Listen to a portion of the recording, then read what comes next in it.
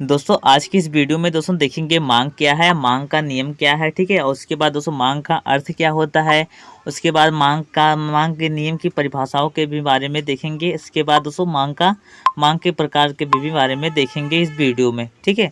तो दोस्तों वीडियो को शुरू करते हैं, ठीक है, इस प्रकार से। तो दोस्तों सबसे पहले क्या देखते हैं, मांग का अर्थ, परिभाषा, प्रकार, ठीक है, इस प्रकार से। तो दोस्तों थोड़ा थ्योरी देख लेते हैं हम, ठीक है। तो मांग के बारे में कुछ समझते हैं दोस्तों। अर्थशास्त्र में देखिए मांग किसे बोलते हैं, ठीक है। अर्थशास्त्र से मांग को एक धुरी की संख्या दी जा सकती है, ठीक है, ठीक है। इसके बाद दोस्तों जिसके चारों ओर संपूर्ण क्रियाएं चक्कर लगाती है, मांग के अभाव में उपभोग तथा बाजार का अध्ययन समूह नहीं हो सकता, ठीक है। उत्पादन, उपभोग, विनिमय तथा वितरण के हर क्षेत्र का मूल्य, ठीक है, मांग एवं पूर्ति में ही निहित है। उपभोक्ताओं की मांग को ध्यान में रखकर ही उत्पादन की मात्रा तथा किस्म का निर्धारण करता है। उत्पादक का लक्ष्य अधिकतम लाभ प्राप्त करना होता है और कोई उत्पादक अधिकतम लाभ तभी प्राप्त कर सकता है जब वह ऐसी वस्तु का उत्पादन करे जिनकी मांग बाजार में बहुत अधिक है। उपभोक्ता की मांग में परिवर्तन आने का मतलब है संपूर्ण उत्पादन तंत्र में परिवर्तन होना। इसके बाद देखते हैं तो आम बोलचाल में मांग का अर्थ या तात्पर्य किसी वस्तु के लिए इच्छा से लगाया जा सकता है, ठीक है। किंतु अर्थशास्त्र से मांग का तात्पर्य इससे अधिक है, ठीक है, यानी अत्यधिक जटिल है, ठीक है, जटिल है। अर्थशास्त्र में मांग शब्द का अभिप्राय किसी वस्तु के लिए उस इच्छा से है जिसके पीछे उसके लिए रकम देने की योग्यता और तत्परता हो। किसी वस्तु के लिए इच्छा मात्र को ही, ठीक है, को उसकी मांग का दर्जा नहीं दिया जा सकता। उदाहरण के लिए, ठीक है, उदाहरणार्थ कोई व्यक्ति यदि कार खरीदना तो चाहता है किंतु उनकी कीमत चुकाने के लिए उसके पास पर्याप्त धनराशि नहीं है, तब उसकी चाहत को कार के लिए उसकी मांग नहीं कहा जा सकता। और यदि कोई अमीर या कंजूस व्यक्ति कार को खरीदना चाहता है किंतु उसकी कीमत चुकाने को वह तत्पर यानी तैयार नहीं है, इसलिए कार के लिए उसकी इच्छा भी उसकी मांग नहीं होगी, ठीक है, इस प्रकार से। अब किंतु किसी वस्तु के, ठीक है, किसी व्यक्ति के पास पर्याप्त धनराशि हो और वह उस चीज़ की कीमत चुकाने के लिए तैयार हो, ठीक है, तैयार है, तो उसकी कार खरीदने की इच्छा को एक प्रभावी मांग का दर्जा दिया जा सकता है।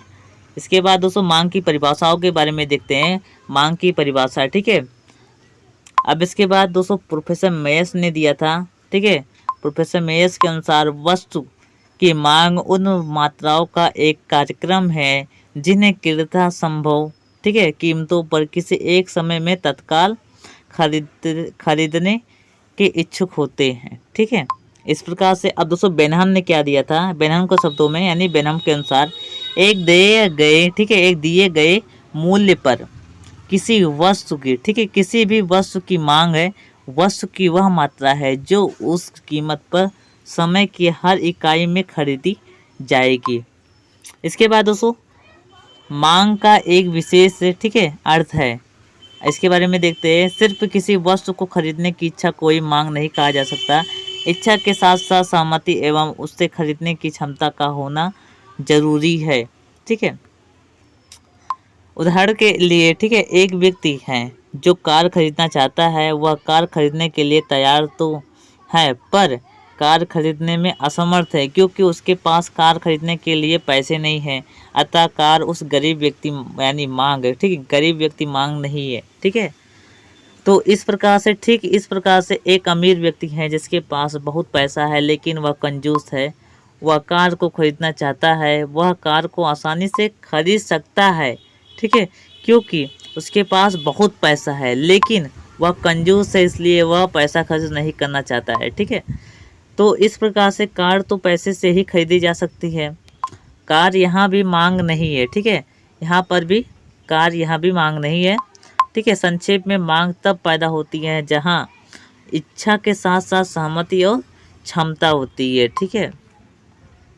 अब इसके बाद दोस्तों मांग की विशेषताओं के बारे में देखते हैं।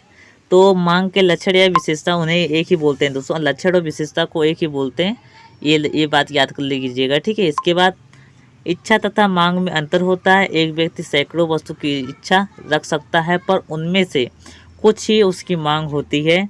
इसके बाद दूसरा जो हमारा है, मांग एक प्रभावी इच्छा है जो एक वस्तु खरीदने हेतु सहमति तथा क्षमता पर निर्भर होता है। ठीक है। इसके बाद तीसरा हमारा है मांग निकटतम।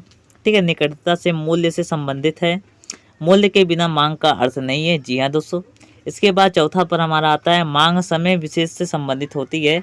इसके बाद दोस्तों देखते हैं मांग के प्रकार। जी हाँ दोस्तों, मांग के प्रकार कितने कितने हैं। ठीक है, इसके बारे में देखते हैं।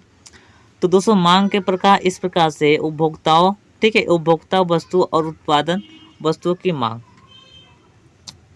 तो इस प्रकार से दोस्तों सबसे पहला जो हमारा आता है, ठीक है, जेडी ने अर्थव्यवस्था के उत्पादन वस्तुओं की मांग के संदर्भ में निम्न बातें बताई है। इसके बारे में भी आप लोग पढ़ लीजिएगा। ठीक है। तो इसके बाद दोस्तों हमारा जो आता है दूसरे नंबर पर वह आता है हमारा नासमान और टिकाऊ वस्तुओं की मांग। ठीक है, इस प्रकार से इसके बारे में भी पढ़ लीजिएगा, आपको पीडीएफ दे देंगे। ठीक है। इसके बाद तीसरा हमारा आता है व्युत्पन्न और स्वायत्त मांग। ठीक है, ये दोस्तों मांग के प्रकार है, ये आप लोग याद कर लीजिएगा। ठीक है, ये दोस्तों मांग के प्रकार ही है। ठीक है। इसके बाद आता है हमारा पांचवें पर हमारा जो आता है अल्पकालीन मांग और दीर्घकालीन मांग। यह भी एक मांग का ही पार्ट है। ठीक है, ये इसे भी मांग ही बोलते हैं, बट अलग अलग मांग के प्रकार होते हैं, उन्हीं के बारे में बता रहा हूँ। ठीक है। इसके बाद दोस्तों हमारा आता है संयुक्त मांग और सम्मिश्र मांग। ठीक है, यह भी दोस्तों कुछ क्षेत्रों में लागू होता है।